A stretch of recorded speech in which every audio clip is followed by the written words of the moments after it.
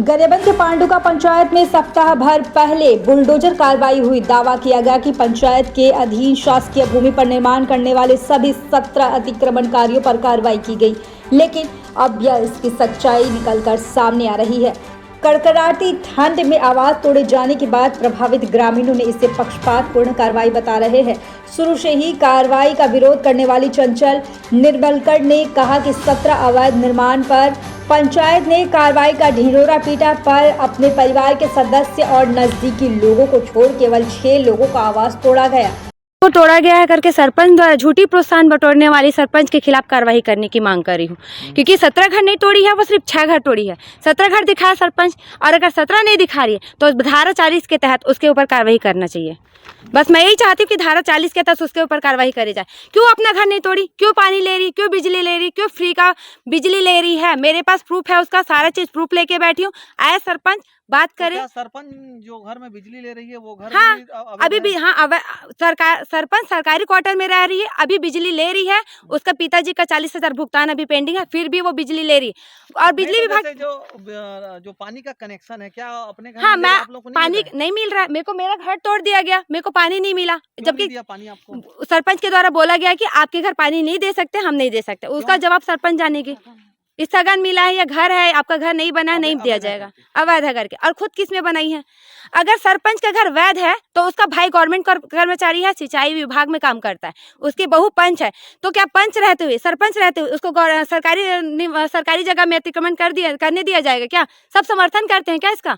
गाँव में एक जने रह के अतिक्रमण करेंगे क्या? आप क्या चाहती हो? न्याय चाहिए मेरे को, सरपंच के ऊपर कार्रवाई चाहिए, क्योंकि 17 घर बोली है और 17 तोड़ी नहीं है, सिर्फ 6 तोड़ी है। कार्रवाई चाहिए मेरे को सरपंच की। आरोप यह भी है कि सरपंच के परिजन बिजली बिल बकाया अवैध आवास का लाभ ले रहे हैं, इसलिए सरपंच के खिलाफ धारा 40 के तहत कार्रवाई की मांग भी किया गया। सरपंच आके तोड़ी से बे सीधा जेसीबी पकड़ के आई से हमन बाल बच्चे समेत सब रहन घर में मैं काम करते रहे, दिया बनाते रहे, सरपंची नहीं से बे और सीधा जेसीबी लगवा दी सो है कि तोड़े घर ला करके। तो एक पहले का आप लोग कभी नोटिस वगैरह? नहीं, नोटिस नहीं मिले है मोला, तोड़े ओड़े के कोई नोटिस नहीं मिले है, सीधा ही से और लगा दी इस गाड़ी। तो आप कब से रहते हो घर में? मैं हाँ वो घर में बहुत दिन से रहते रहे, 4-5 साल से रहते रहे मैं। हाँ, तो कते का यहाँ आवाज टूटे? यहाँ मात्र 4-5 जन के भर टूटे, बाकी किसी के नहीं टूटे है।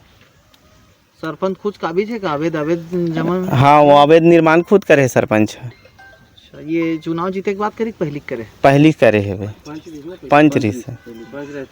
दादाजी कब्जा किए हुए थे सर, जिसमें मैं अभी रह रहा हूँ। मेरे पिताजी दादाजी के मेरे को दिए वहाँ पे, अलग अलग हो जाने के बाद में कई 50 साल हो गए कम से कम वहाँ।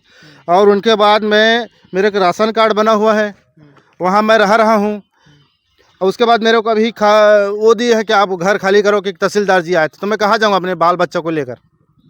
3 साल की मेरे बच्ची है, एक जन मेरा लड़का हुआ 1 महीने का, अभी मैं कहाँ जाऊँगा मैं?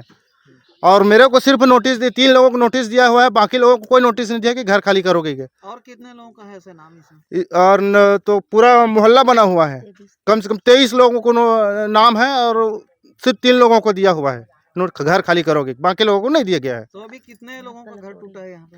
यहाँ 5 लोगों का घर टूटा हुआ है, और बाकी लोगों का घर नहीं टूटा हुआ है। तो क्यों नहीं टूटा है? अब उसको वही बताएंगे सर क्यों नहीं टूटा है। तोड़ना है तो सबके तोड़िए, और नहीं तोड़ना है तो किसी घर मत तोड़िए, बस इतना मैं कहना चाहता हूँ। शासन ग्रामीण प्रशासन और पंचायत के सामने गिड़गिड़ाते रहे, पर उनकी किसी ने नहीं सुनी। सच्चाई बताने कलेक्ट्रेट तक पहुंचे, पर उन्हें थाने में आरोपी की तरह बैठाए रखा गया।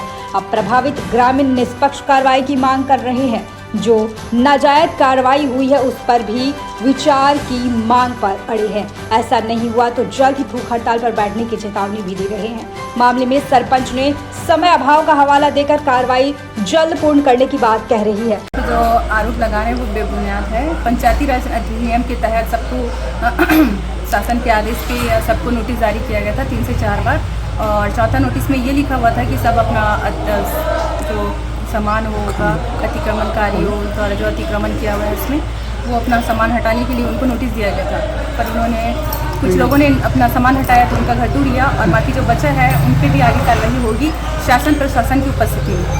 गरियाबंद से जयविलास शर्मा की रिपोर्ट, पब्लिक सी डिवीजन टीवी।